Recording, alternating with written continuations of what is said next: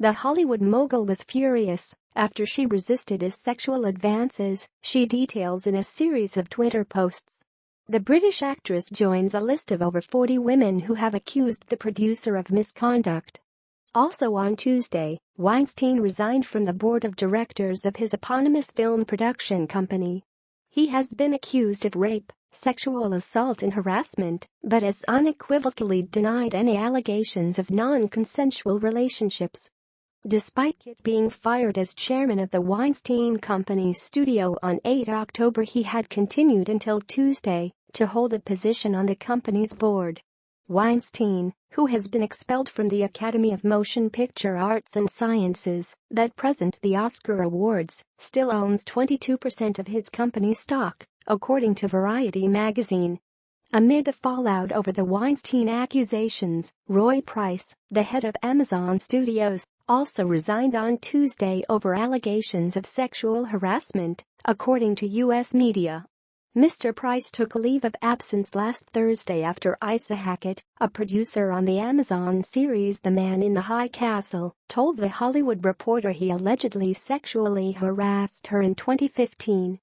In her Twitter posts, Headey described sharing a lift with Weinstein after he had invited her to his room to show her a script.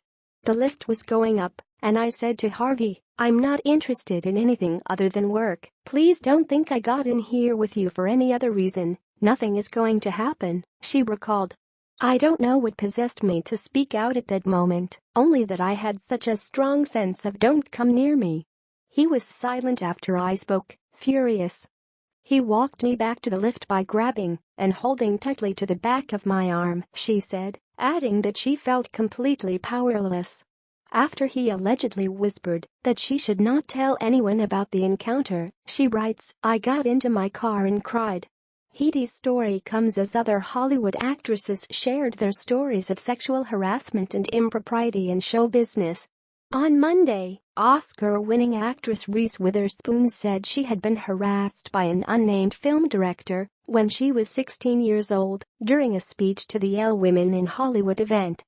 Jennifer Lawrence, who has won a Best Actress Oscar, spoke at the same event and described a casting call where she was made to stand nude in front of producers who criticized her weight. After that degrading and humiliating lineup, the female producer told me I should use the naked photos of myself as inspiration for my diet, the star of Silver Linings Playbook and American Hustle told the Los Angeles audience. Hollywood continues to speak out. DreamWorks film studio chairman Jeffrey Katzenberg meanwhile told a Wall Street Journal conference of Weinstein, "Make no mistake about it, he is a monster." He added Weinstein had been protected by other men around him, who he described as a pack of wolves. Screenwriter Scott Rosenberg also got involved by writing a Facebook post about his early days at Miramax Films. He wrote the movies Beautiful Girls and Things to Do in Denver, When You're Dead at the time Weinstein's profile was rising in the film industry. In his post, he said that, while he never heard any rape allegations, he was aware of Weinstein's dreadful behavior and said everybody else knew too. "I kept my mouth shut. I was there. And I saw you. And I talked about it with you," he wrote. "You, the big producers. You, the big directors. You, the big agents. You, the big financiers. And you, the big rival studio chiefs. You, the big actors. You, the big actresses. You, the big models.